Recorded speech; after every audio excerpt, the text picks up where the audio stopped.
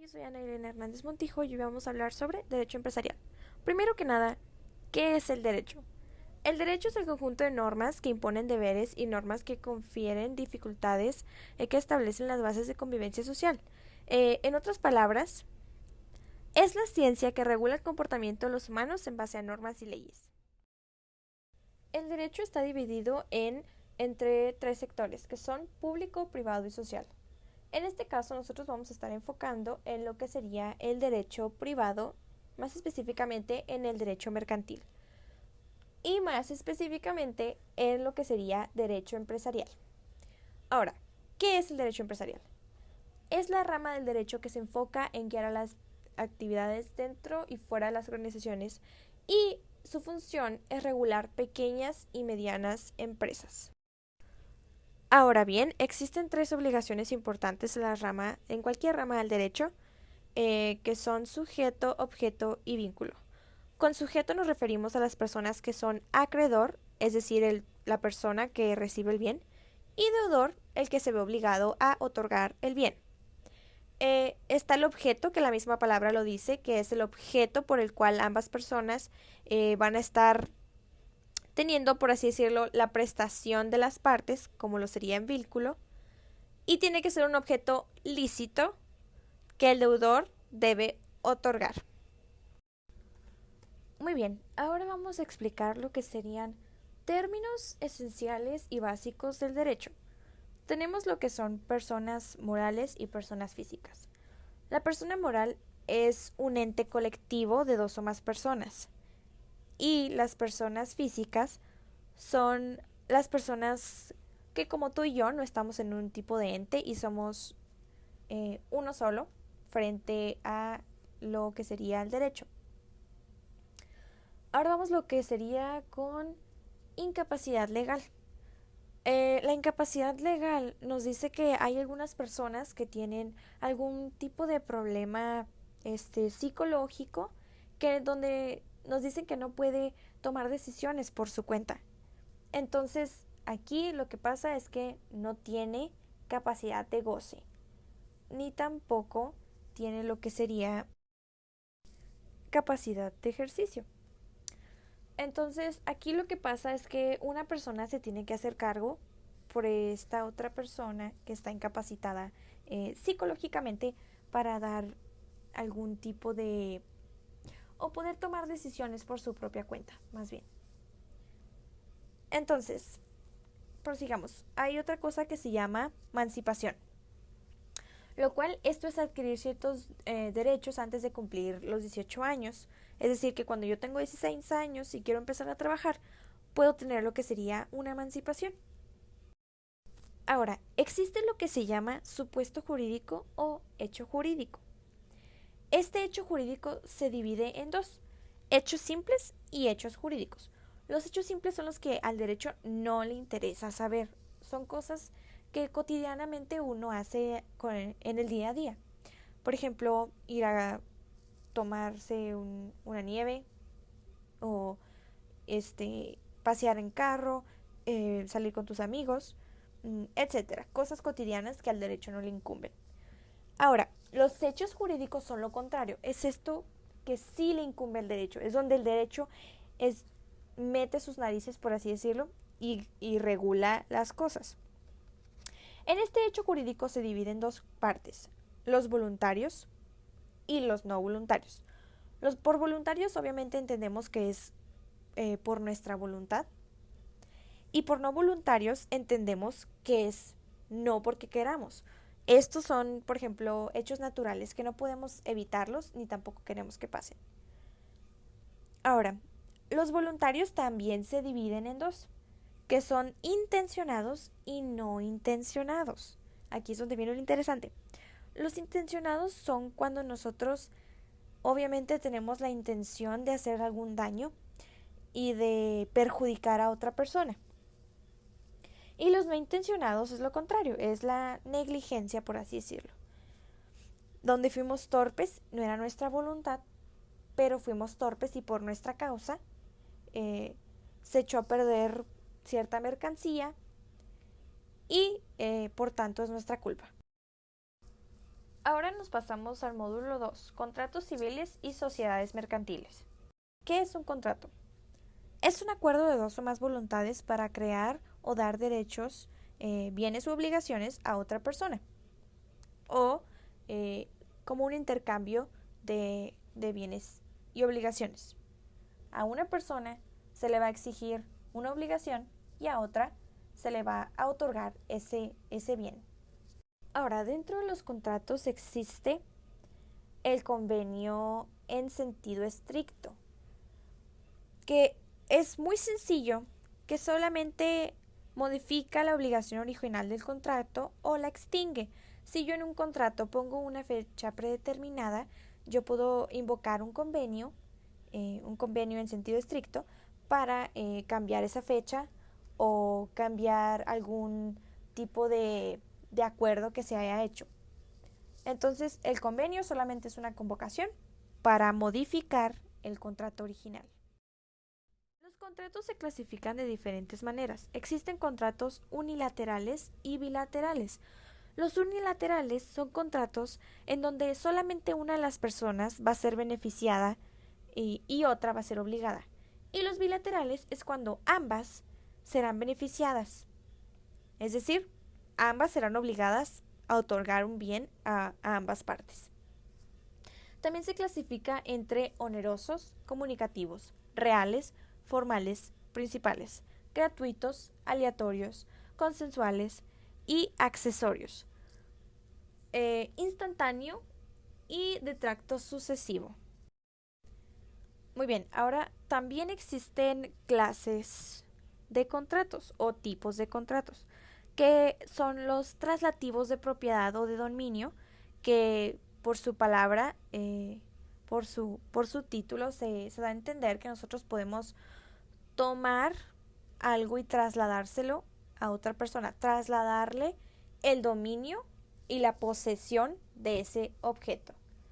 En este tipo de contrato encontramos los contratos de compraventa, permuta, donación y contrato de mutuo. Ahora, traslativo de uso. Este traslativo de uso yo puedo tener un objeto y le puedo decir a una persona en un contrato, te presto el uso de este objeto que tengo, por ejemplo, un carro. Tú puedes usar mi carro por determinado tiempo, pero me lo tienes que regresar de la misma, en el mismo estado que yo te lo otorgué. Entonces, en este tipo de contrato encontramos los de comodato y contrato de arrendamiento. Ahora, también existen los tipos de contrato de garantía. Este se entiende que son contratos para que tú puedas pagar algún tipo de deuda que tengas. Existen los de fianza, la hipoteca y la prenda. Ahora vamos con contratos de prestación de servicios. Este quiere decir que yo puedo prestar mi servicio profesional a otro tipo de persona. Encontramos los contratos de depósito, de mandato y de prestación de servicios profesionales, de obra de precio alzado, de portadores, alquiladores y de representación.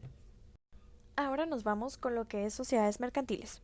Existen 7 tipos de sociedades, que son sociedad de nombre colectivo, sociedad de comandita simple, sociedad de responsabilidad limitada, sociedad anónima, sociedad en comandita por acciones, sociedad cooperativa y sociedad por acciones simplificada. Ahora, para poder crear una sociedad mercantil, tienes que tener principalmente capacidad jurídica, capacidad de goce y capacidad de ejercicio. Sin estas 3 cosas esenciales no se podrá crear una sociedad con ninguna otra persona. Ahora, también existen muchas más tipos de leyes y características de una sociedad, las cuales son las ya mencionadas. Tienes que tener tú un patrimonio social, tienen que hacer aportaciones todos los socios, tiene que tener una nacionalidad, el tipo de empresa o organización que vayan a crear, tiene que tener un domicilio donde pueda ser ubicable para todas las personas. Tiene que haber una administración y repartición de bienes dentro de la sociedad. Debe haber una escritura pública o un acta constitutiva que diga en papel y que sea, pues que esté, ay, ¿cómo le puedo decir? Que sea aprobada por la ley para que pueda ser vigente o que pueda ser válida ante la ley. En esta escritura se piden también muchos requisitos, que son, tienen que tener los ya dichos: nombre, nacionalidad, domicilio, la razón social de por qué están haciendo la empresa o la organización, una denominación social, tiene que tener un nombre, su organización, su empresa, tiene que haber un objeto y un fin, tiene que haber un capital, tiene que haber, bueno, ese capital es de cada socio y en conjunto tiene que haber un capital. Tiene que tener una duración, no puedes hacer una sociedad mercantil para toda la vida. Tiene que haber una duración, tiene que tener una fecha de límite, por así decirlo. Una forma administrativa, tiene que tener facultades y nombramientos, garantías, tiene que haber ganancias y tiene que haber pérdidas, quiero decir. Y por último, usted puede transmitir esa sociedad en donde usted es parte, así que tú puedes transmitir ese patrimonio a tus queridos. Ahora, hay cosas básicas que uno debe saber para generar o crear más bien una sociedad. Deben de existir administradores que sean parte o no, dependiendo de la sociedad, de los socios. Tienen que administrar la empresa, tienen que rendir cuentas a los socios. Tiene que haber un interventor, ese va a vigilar el actuar de los administradores. Tiene que haber una parte social, lo que aportan todos. Tiene que haber juntas por parte de los socios, que son juntas ordinarias o juntas extraordinarias. Las ordinarias son donde todos los socios se juntan a tomar decisiones, y las extraordinarias son donde todos se juntan para modificar la escritura o el acta constitutiva. Ahora, ya sabiendo eso esencial, comencemos a decir los tipos de sociedades. Será una forma express en cómo se los voy a resumir, porque la verdad que es un tema muy extenso. La característica de nuestra primera sociedad mercantil es sociedad en nombre colectivo. La característica es de que es una sociedad subsidiaria, solidaria e ilimitada. Esto quiere decir que cuando ocurre un problema, todos los socios tienen que hacer una aportación para abordar financieramente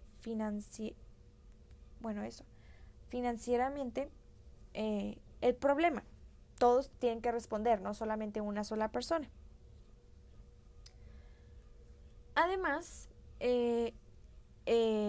existe bajo una razón social, es decir, funge bajo esa razón social, la cual está habilitada por todos los socios. Todos son capaces de fungir como administrador en este caso, pero podrá ser administrador por un tiempo determinado, no se podrá quedar así toda la vida. Ahora, cuando un socio quiere renunciar a su puesto, todos deberán reunirse y todos deberán votar si es bueno que se salga o no tal persona.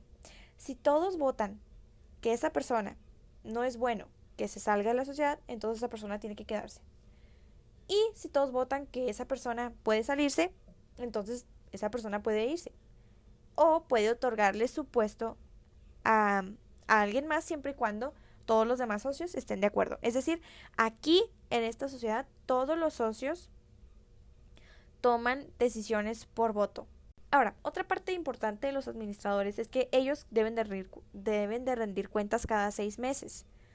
O, a menos que se fije otra fecha distinta a los 6 meses que los socios hayan acordado. Muy bien, prosigamos. Ahora vamos con sociedad de comandita simple. Esta sociedad no es muy común para los socios porque pues en estos momentos como que ya la gente no está usando mucho este tipo de sociedad porque no es conveniente. Esta sociedad no es subsidiaria ni solidaria. Esta sociedad eso quiere decir que si hay un problema, el que tiene el patrimonio financieramente para sacarlos adelante de ese problema será el que rinda cuentas por todos los socios. Si los demás no tienen de dónde rendir cuentas patrimonialmente, esta única persona que sí pueda hacerlo deberá responder por los demás. También existe una razón social y ellos no pueden ser los administradores. En esta sociedad, a diferencia de la anterior, no pueden fungir como administradores. Tienen que tener siempre a una persona distinta a los socios. Pero aquí, hablando y regresando al tema de administradores, existe una sola posibilidad de que los socios puedan ser administradores, solamente si el administrador fallece. Y este socio será el único encargado, por voto de los demás, será el único encargado de poder fungir como administrador, pero solamente por un mes. Y esta es la única sociedad que no puede tener más de 50 socios. En todas las demás sociedades se puede tener de 2 o más. O sea, infinitamente, los que tú quieras. Pero aquí, en la sociedad de comandita simple, solamente se puede tener menos de 50. Ahora, vayamos con la siguiente sociedad, que es la sociedad por comandita, en comandita por acciones.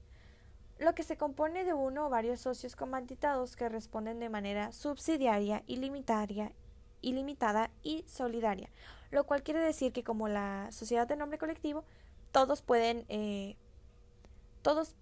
responder por las personas que no tengan el patrimonio o el financiamiento para poder ayudar a algún tipo de problema.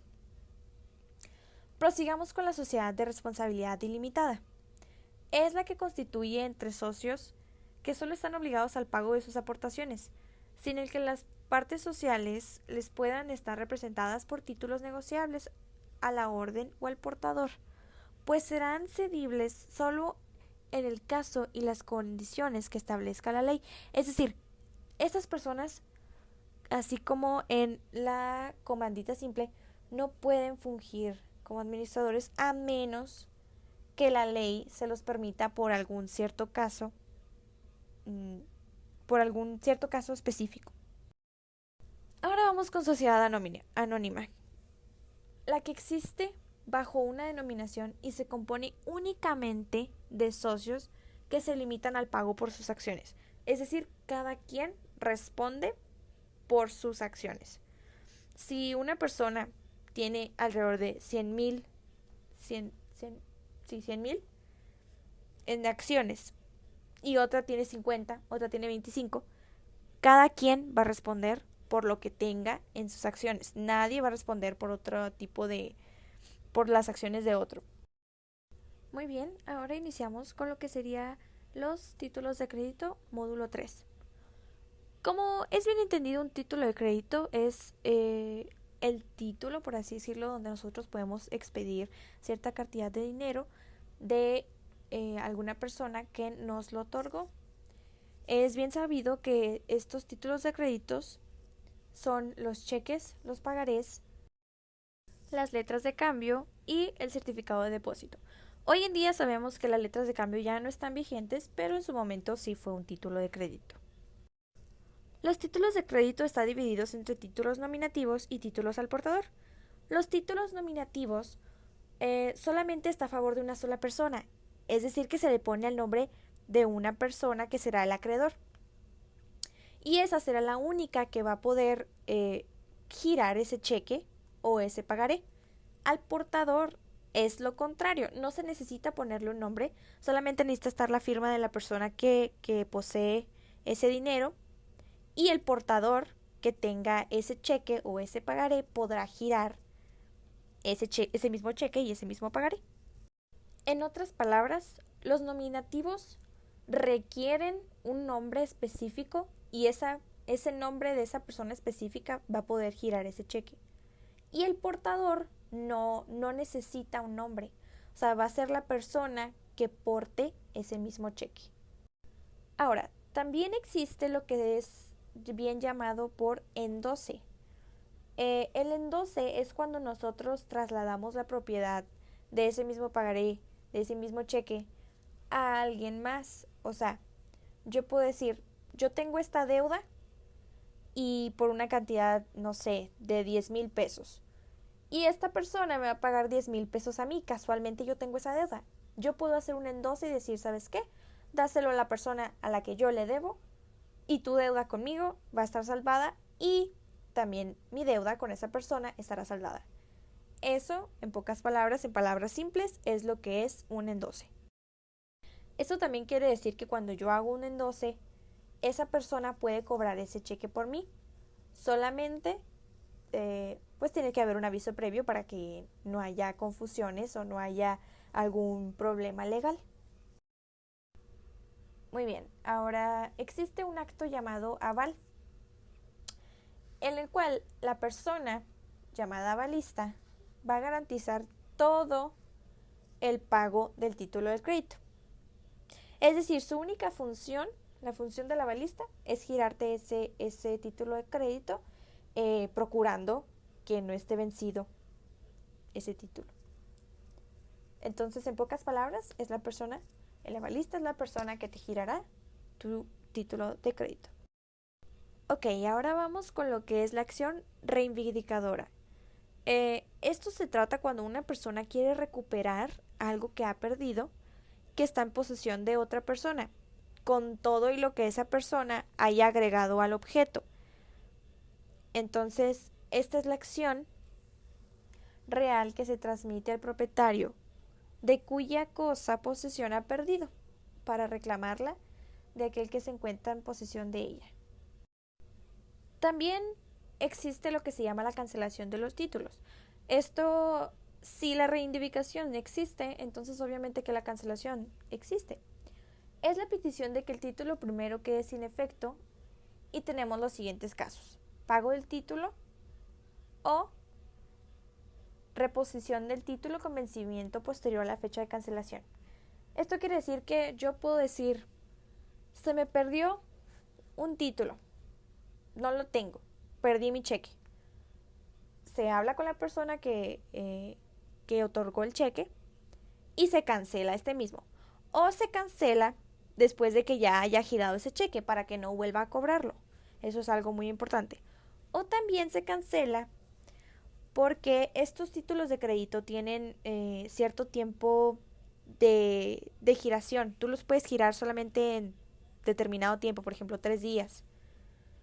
Entonces, la reposición del título y volver a poner y fijar una fecha de cancelación, también se tiene que hacer primero una cancelación de ese título y hacer uno nuevo con una nueva fecha. Este ha sido todo el video. Ya hemos terminado. Espero les haya gustado mucho.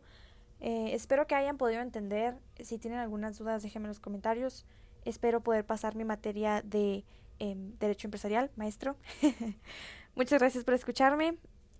Perdón si me trabé en algunas palabras. Solo quiero decirle que muchas gracias por compartir la clase. Me gusta mucho su clase. Usted siempre hizo la clase muy entretenida. Y espero que le siga yendo muy bien en sus negocios y como abogado. Es un muy buen abogado, no me cabe duda. Y muy buena, linda persona. Entonces, muchas gracias por compartir. Nos vemos luego, profe.